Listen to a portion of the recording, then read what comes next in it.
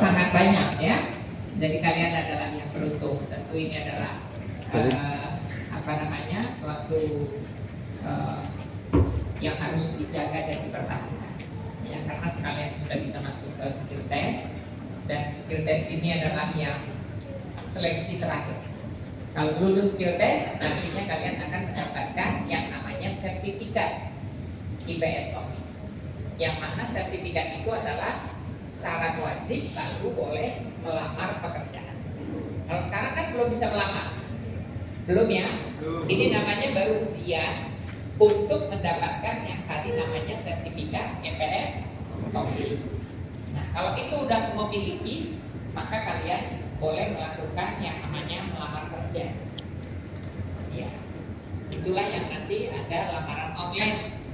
Ya, kalau nanti berikutnya, maka Anda akan melakukan lamaran online. Lamaran online itu apa arti lamaran online? Itu sebenarnya lamaran kerja, tapi melamar dengan cara online. Jadi kalian tidak harus datang ke satu lokasi, ke kantor BP2MI atau ke kantor BP3, tidak datang, ya. Tetapi cukup melamarnya melalui online, karena memang semuanya kita sekarang akan berbasis online. Nah, ketika nanti lulus dapat sertifikat, Anda juga unduh sendiri. Tidak ada unduh, download, cetak, print, ya sudah cukup. Tidak perlu lagi ke kantor kita mengambil. Nah, lalu nanti berikutnya adalah melakukan lamaran online itu. Di situ sudah harus lengkap dokumennya. Ya, apa itu salah satunya adalah harus sudah ada paspor. Nah, karena kita kirim data ke Korea, itu sudah lengkap data-data Anda. Sekarang kan baru ada apa kemarin pendaftaran ujian. Pada saat pendaftaran ujian ingat nggak apa syaratnya? KTP, betul? Terus BKTP apa? Hah? Ijazah udah kemarin. Sepertinya belum nih. Sama rekening tabungan, benar? Ya, kenapa rekening tabungan itu diwajibkan? Ya, karena memang bagi yang tidak lulus, yang tidak lolos verifikasi dokumen, maka uang ujiannya pada saat dia daftar kan harus bayar dulu kan? Nah, itu akan kita refund ke rekeningnya. Jadi sudah pasti nyampe. Tapi kalau bukan rekeningnya beneran, kadang-kadang banyak nakal, ini aja juga masih kita temukan ditaruh rekening orang lain. Padahal kan udah dibilang pengumuman rekening sendiri, tapi dikasih rekening orang lain. Nah, ketika kami mengirim itu bukan rekening atas nama yang tidak lolos verifikasi, pasti banknya menolak karena bukan atas nama dia. Akhirnya uang itu nggak bisa kembali ke orang. Nah, tapi kalau kami wajibkan dengan G2G PMI, Tapus BNI, itu nanti sampai kamu akhir sampai berangkat itu akan dipakai terus. Bahkan rekening itu akan hidup seumur hidup.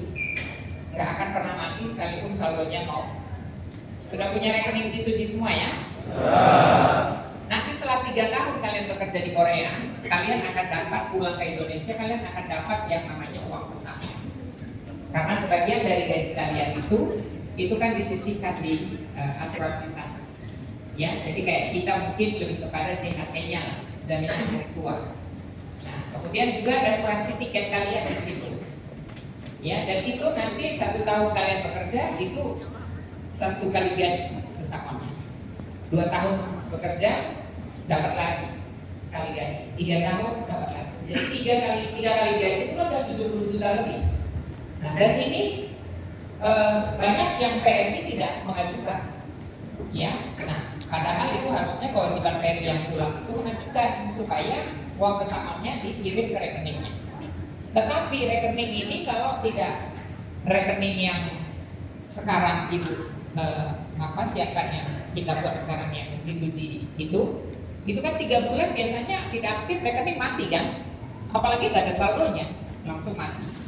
Nah, kalau ini nanti rekening kalian akan hidup seumur hidup, maka nanti uang pesangon itu akan masuk ke tabungan kamu secara otomatis. Nanti Mr. Pak bilang itu sudah secara otomatis mulai tahun 2024. Nah, sayangnya itu teman-teman kakak-kakak kalian yang udah pulang itu banyak yang nggak paham dan nggak mengajukan. Jadi bermiliaran uang PMI yang ada di asuransinya Korea itu, dan itu hanya boleh dicairkan atau dikembalikan ke orangnya yang bersangkutan. Kalau enggak ya udah diem terus di sana.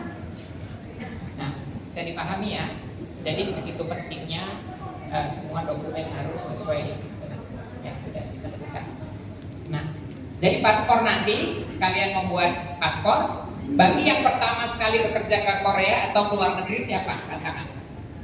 Yang pertama kerja di luar negeri ataupun ke Korea sama aja. Angkat tangan sedikit. Yang baru pertama kali ini bekerja ke luar negeri. Ya, coba yang benar dulu angkat tangannya. Baru pertama kali ini. Ternyata banyak kan? Nah, kalian ini yang pertama itu ada diberikan semacam hadiah oleh negara. Yang pertama sekali bekerja ke luar negeri, maka nanti pembuatan paspor adalah 0 rupiah. Jadi tidak berbayar.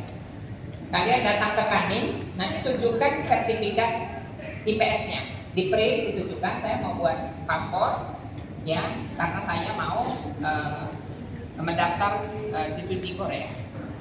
Nah, kalau yang pertama 0 rupiah, kalian perjuangkan itu, dicari di internet apa dasarnya, ada Permenhukam dan lain-lain. Ya, tapi yang sudah sekian kali dia harus berbayar sesuai ketentuan.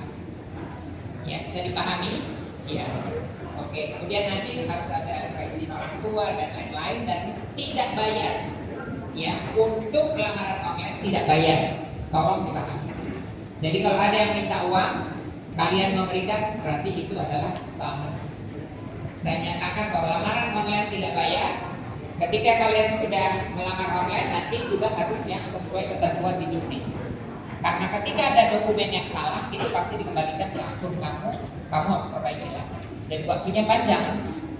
Nah, ya, setelah verifikasi di BP2MI, kita kirim ke spasnya Korea. Itu namanya sending untuk masuk ke roster. Itu aja kalau masih di sana aja masih diverifikasi. Kalau itu terdapat kesalahan, dipulangin lagi ke Indonesia. Pulangin BP2MI, kita pulangin lagi ke kamu. Oleh karena itu, semua ketentuan itu diikuti.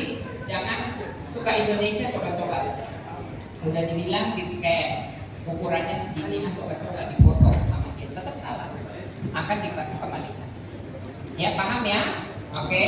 Kemudian kamu di roster. Ya, kalau itu terverifikasi kamu posisinya di roster. Ketika di roster, ada sajak yang sudah memilih, maka turunlah kontrak kerja. Namanya apa? SLC. Kalau turun SLC, pasti nanti BP2MI bapak manggil kalian untuk prelim. Itu juga tidak bayar. Jangan nanti ada yang minta uang prelim 20 juta, uang SLC 20 juta. Jangan pernah ya, itu tidak bayar. Yang dipahami. Kemudian juga tinggal kalian ongkos datang ke tempat prelim, ongkos pulang ke tempat prelim. Tapi selama di prelim tidak ada bayar. Semuanya sudah ditanggung oleh negara. Ya. Nah, berikutnya kalian akan diproses visanya dan nanti uang visa kalian nanti disiapkan di rekening tabungan BNI-nya. Ya, nanti didebit oleh Bank BNI ketika pengurusan visa. Oke, jadi itu ya sedikit informasi supaya nanti setelahnya Anda lulus jangan lagi ada banyak yang ngadu. Saya diminta 20 juta bu, saya diminta ya pokoknya bagaimana cara Anda menyikapi. Tapi kan saya sudah sampaikan bahwa tidak ada bayar-bayar. Ya, bahkan terbang aja nginap di hotel tidak bayar. Kalau terbang itu tinggal nanti Anda bayar tiket aja. Tiket Anda memang belum disediakan oleh negara. Ya, dan sendiri sama MCU ya, nanti yang mau lamaran juga ada MCU bersama. Nah, kemudian kalian akan mengikuti swab test ini juga. Kita sudah berusaha yang